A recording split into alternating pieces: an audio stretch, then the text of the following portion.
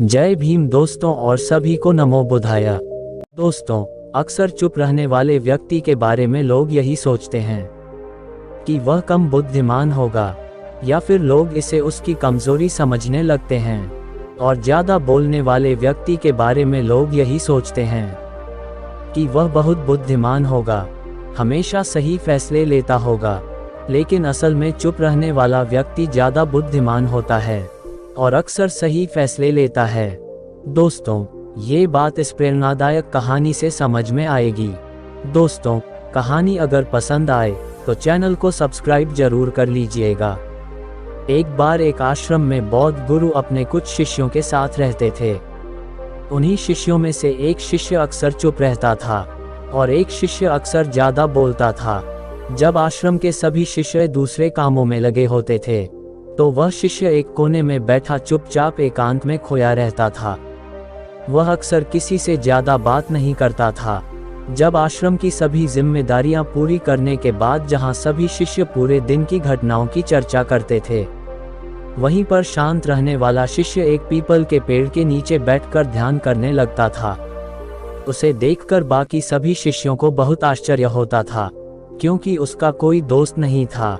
वो अक्सर आश्रम में अकेला ही घूमता रहता था। ये देखकर उसके गुरु को बड़ी खुशी होती थी। उसके गुरु को लगता था कि कोई तो है आश्रम में जो मौन यानी शांत रहने की शक्ति को बखूबी समझता है, उसके महत्व को समझता है। उसके गुरु जी को आश्रम के बारे में जब भी कोई जरूरी फैसला लेना होता था तो गुरु जी उसकी राय जरूर लिया करते थे। लेकिन यही बात गुरुजी के एक ज़्यादा बोलने वाले शिष्य को बड़ी खटकती थी। वह शिष्य गुरुजी का सबसे प्रिय शिष्य बनना चाहता था, इसीलिए वह गुरुजी के सामने दूसरे बच्चों के कामों में कुछ न कुछ कमियां निकालता रहता था, जिससे कि गुरुजी उसे महान समझने लग जाएं। वह शिष्य अक्सर अपनी जिम्मेदारियां पूरी तरह से निभाने का दिखावा करता था। अगर उससे कोई किसी बात की सलाह न भी मांगे, लेकिन फिर भी वह उन्हें अपनी सलाह देता रहता था। वह शिष्य काफी लंबे समय से आश्रम का सदस्य था और आश्रम के दूसरे सभी शिष्यों में बहुत प्रसिद्ध भी था, क्योंकि वह सबसे हंसी मजाक करता रहता था। वह शिष्य दिन पर सबसे बातें करता रहता था, इसीलिए उसकी सबसे दोस्ती भी हो गई थी। लेकिन जब आश्रम के गुरु उसकी राय न लेकर दूसरे शिष्यों की राय लेते थे तो ये बात उसको बड़ी खटकती थी। उसे हमेशा ये लगता था कि वो उन दूसरे शिष्यों से अधिक बुद्धिमान है, लेकिन गुरुजी फिर भी उसकी हमेशा तरफदारी नहीं करते थे। ऐसा नहीं था कि गुरुजी को उसके स्वभाव के बारे में पता नहीं था, लेकिन गुरुजी उस अधिक बोलने वाले शिष्य को अपने तरीके से सीख देना चाहते थे, ताकि उसकी अधिक बोलने की आदत, दिखावा करने की आदत और दूसरों में कमियां निकालने की आदत हमेशा हमेशा के लिए खत्म हो जाएं और वह मौन रहकर ज्ञान की गहराइयों को छू पाए। वो किसी तरीके से उस बातूनी शिष्य को यह एहसास कराना चाहते थे कि चुप रहने से ही उस असीम सत्य को जाना जा सकता है। उस परम ज्ञान का एहसास चुप होकर ही किया जा सकता है। यही बात मन में रखते हुए एक दिन गुरुजी को एक उपाय सूझा। उन्होंने आश्रम के सभी शिष्यों को अपने पास बुलाया और कहा कि मैं तुम सभी को दो दो हिस्सों में बांटकर अलग अलग गांव में भिक्षा मांगने के लिए भेज रहा हूं, और जो भी दो शिष्य सबसे ज्यादा भिक्षा मांग कर लाएंगे, उन दोनों को आश्रम की सभी प्रमुख जिम्मेदारियां निभाने का मौका दिया जाएगा। गुरुजी ने अपनी बात जारी रखते हुए ये भी बताया कि भिक्षा मांगने से हमारा अहंकार खत्म होता है, इसीलिए हर शिष्य को पूरे मन से भिक्षा मांगनी है। उन्होंने ये भी कहा कि कोई भी शिष्य इस काम को महज औपचारिकता में ना ले, वरना तो वह अपने जीवन का बहुत बड़ा ज्ञान खो देगा। अब आश्रम के गुरुजी ने जानबूझकर उस बातूनी शिष्य और चुप रहने वाले शिष्य का एक जोड़ा बना दिया। अब उस बातूनी शिष्य के मन में सिर्फ एक ही बात चल रही थी कि इस बार उसे सुनहरा मौका मिला है अपने आप को सिद्ध करने का, और इस बार वह गुरुजी को दिखा देगा कि वह उस चुपचाप रहने वाले शिष्य से कितना ज्यादा बुद्धिमान और प्रतिभाशाली है।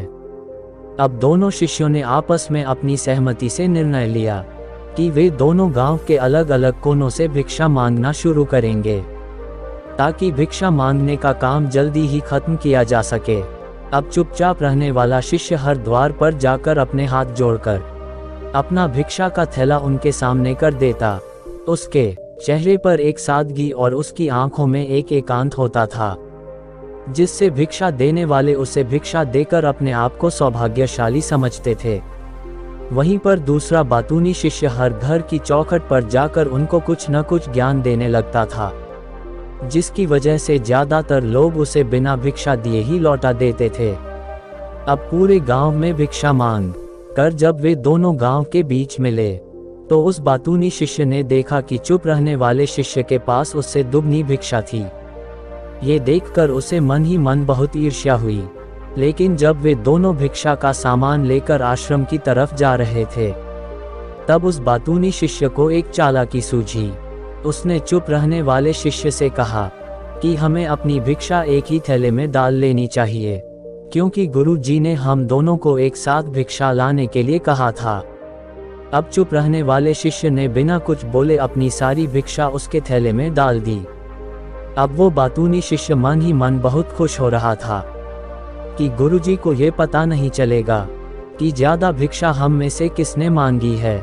उसे लग रहा था कि उसने अच्छी योजना बनाई। अब गुरुजी उसको ही प्रतिभावान समझेंगे। अब सभी शिष्यों के आने के बाद संध्या के समय जब सभी शिष्यों का भिक्षा थैला देखा गया, तो इन दोनों शिष्यों की ही भिक्षा सबसे ज्यादा निकली। अब गुरु जी ने इन दोनों का अभिवादन करते हुए आश्रम के सभी शिष्यों के सामने उनकी पीठ थपथपाते हुए उन्हें बधाई दी और कहा कि मैं आश्रम का कार्यभार तुम दोनों के ऊपर नहीं छोड़ सकता, क्योंकि इससे आपसी मतभेद होने का खतरा रहता है। इसीलिए तुम दोनों में से जो भी ज्यादा भिक्षा लेकर आया है, आश्रम की जिम्मेदारी उसे ही सौंपी जाएगी। जब उन्होंने उनसे पूछा कि तुम में से ज्यादा भिक्षा मांग कर कौन लाया था, तो उस बातूनी शिष्य ने कहा कि गुरुजी, मैं इससे दुगुनी भिक्षा मांग कर लाया था, लेकिन मुझसे गलती हो गई कि मैंने वो दोनों भिक्षा एक ही थैले में डाल दी, क्योंकि मुझे असल में नहीं पता था कि आप ऐसा निर्णय लेने वाले हैं, वरना तो मैं अपना भिक्षा का थैला अलग ही रखता। इस बात पर गुरु जी ने चुप रहने वाले शिष्य से पूछा कि क्या तुम इसकी बात से सहमत हो? क्या तुम इससे कम भिक्षा लेकर आए हो? अब ये सुनकर चुप रहने वाले शिष्य ने कहा कि गुरु जी, मेरे पास ऐसा कोई साधन नहीं है जिससे मैं ये सिद्ध कर पाऊं कि मैं इससे ज्यादा भिक्षा लेकर आया था। असल में यह उल्टा बोल रहा है। दुगनी भिक्षा तो मैं लेकर आया था, ये तो मुझसे आधी भिक्षा लेकर आया था, और इसी ने ही मुझसे रास्ते में भिक्षा एक ही थैले में डालने की बात कही थी। अब सच को साबित करने के लिए गुरुजी को एक उपाय सूझा। आश्रम से कुछ ही दूरी पर एक पहाड़ी थी, जिसके पीछे सूरज अभी अभी शाम के समय ढल रहा था। गुरुजी को तो पता था कि सच कौन बोल रहा है, लेकिन बाकी शिष्यों के सामने सच साबित करने के लिए उन्होंने उन दोनों से सवाल पूछा कि पहाड़ी के पीछे तुम्हें क्या दिखाई दे रहा है। ये सुनकर वो बातूनी शिष्य झट से बोल पड़ा कि गुरुजी, पहाड़ी के पीछे सूरज अपना रंग बिखेर रहा है, आकाश में लालिमा छाई हुई है, ये बहुत ही सुंदर दृश्य है। इसके अलावा वो तो और भी बहुत कुछ कहना चाहता था, लेकिन जब गुरुजी ने उसे चुप करते हुए दूसरे शिष्य से जवाब जानने के लिए जब उसकी तरफ देखा, तो उन्होंने देखा कि उसकी आंखें आंसू से भर आई थीं। उसकी आंखों में प्रेम और करुणा झलक रही थी। अब गुरुजी को उस चुपचाप रहने वाले शिष्य से यह पूछने की जरूरत ही नहीं पड़ी कि पहाड़ी के पीछे का दृश्य कैसा है। अब गुरुजी ने सभी बच्चों को संबोधित करते हुए कहा कि मैंने सवाल किया था कि पहाड़ी के पीछे तुम्हें क्या दिखाई दे रहा है। ज्यादातर लोगों को यही दिखाई देगा कि एक बहुत सुंदर दृश्य है, लेकिन मजे की बात यह है कि सुंदरता बोलकर नहीं बताई जा सकती, उसे तो महसूस किया जा सकता है, और सामने वाला उस सुंदरता को आपकी आंखों में देख पाता है। अब चुप रहने वाले शिष्य की तरफ इशारा करते हुए गुरुजी ने कहा कि असल में वास्तविक सुंदरता इसी शिष्य ने देखी है, दूसरे शिष्य ने तो सिर्फ सुंदरता की व्याख्या की है। अब अपने आप को ऊंचा दिखाने की सभी कोशिशें नाकाम होती देख वो बातूनी शिष्य वहीं पर फूट फूट कर रोने लगा।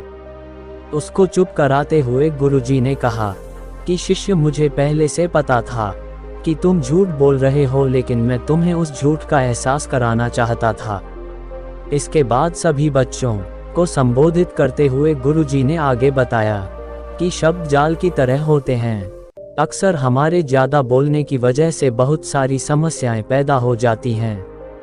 जब कोई आदमी एक बात को बढ़ा चढ़ाकर बोलता है तो दूसरों को दोषी सिद्ध करने के लिए वह खुद उस शब्दों के जाल में फंसता चला जाता है। इसके अलावा जिस भी व्यक्ति को अगर अपने अंतर्मन की यात्रा करनी है, उसे सबसे पहले चुप रहना सीखना होता है, क्योंकि ज़रूरत से ज़्यादा बोलना या फिर हर वक्त बोलते ही रहना, ये सब हमारे अंतर्मन की यात्रा में बाधा बन जाती है। जब आप चुप रहने का अभ्यास करते हैं तो आप अपने साथ वक्त बिताने लगते हैं, जिससे कि आप अपने एकांत को बेहतर जान पाते हैं। और एक बार अगर मन में एकांत स्थापित हो जाए तो आपकी आंखों में, आपके चेहरे पर वो सादगी, वो एकांत, वो स्पष्टता की झलक सब कुछ सामने होती है। फिर कुछ साबित करने को नहीं रह जाता, कुछ बताने को नहीं रह जाता, सब कुछ आंखों में देखा जा सकता है। अब चुप रहने वाले शिष्य की तरफ इशारा करते हुए गुरुजी ने कहा कि अभी जो दृश्य इस शांत शिष्य ने देखा, वो ज्यादा बोलने वाला व्यक्ति कभी नहीं देख पाएगा और अपनी बुद्धि से तर्क वितर्क करता रहेगा कि उसको असल में दिखाई क्या दे रहा है, लेकिन उसमें महसूस कुछ भी नहीं कर पाएगा। उसे दिखाई देंगे पहाड़, सूरज या फिर उसकी लालिमा, लेकिन उस वास्तविक सुंदरता को वो कभी नहीं देख पाएगा। शिष्यों, अगर चुप रहने की कला सीखनी है तो तुम्हें सबसे पहले एक बात ध्यान रखनी होगी कि तुम्हें किसी को भी प्रभावित करने की कोशिश नहीं करनी है। अक्सर ज़्यादातर लोग इसी वजह से ज़्यादा बोलते हैं क्योंकि वह दूसरों को प्रभावित करना चाहते हैं, अपने आप को साबित करना चाहते हैं, और उस साबित करने के चक्कर में वो शब्दों के जाल में फंसते चले जाते हैं और धीरे धीरे वही उनकी आदत बन जाती है। अगर कोई व्यक्ति दूसरों को प्रभावित करना चाहता है तो भले ही वो कितने ही लोगों को प्रभावित कर ले, लेकिन उसकी भूख फिर भी बढ़ती ही जाएगी और अंत में वो इस संसार में सभी को कभी भी प्रभावित नहीं कर पाएगा। इसीलिए समझने की बात ये होती है कि बहिर्मुखी होने की बजाय हम अंतर्मुखी होकर अपने आप को समझ सकते हैं। अपनी बातों को खत्म करते हुए गुरुजी ने अपना आखिरी संदेश दिया। उन्होंने बताया कि अगर कोई व्यक्ति ज़्यादा समय तक चुप नहीं रह सकता तो उसे थोड़े समय के लिए अभ्यास करना चाहिए। एक दृढ़ संकल्प लेकर किसी वृद्ध आदमी की तरह दिन में कुछ समय या फिर हफ्ते में कुछ समय या फिर एक दिन चुप रहने का अभ्यास जरूर किया जाना चाहिए। इससे हमारी चुप रहने की आदत धीरे धीरे खुद ब खुद पनपने लगती है, क्योंकि एक बार जब हम चुप रहने लगते हैं तो हमें चुप रहने का आनंद पता चल जाता है। उसके बाद हमें प्रयास नहीं करना पड़ता, बल्कि हमारा मन आनंद की तरफ अपने आप बढ़ता चला जाता है। चुप रहने की कला सीखने के बाद आपकी बुद्धिमानी और आपकी स्पष्टता दोनों में बहुत ज़्यादा लाभ होता है। वास्तविकता में जिसे दर्शन कहते हैं वह मौन रहकर ही किया जा सकता है। इसके बाद सभी शिष्यों से कुछ समय चुप रहने का संकल्प लेकर गुरुजी ने अपनी बात खत्म कर दी और सभी शिष्य रात्रि का भोजन करने के लिए एक साथ भोजन कक्ष में पहुंच गए। तो दोस्तों, कैसी लगी ये प्रेरणादायक कहानी? कमेंट करके जरूर बताना।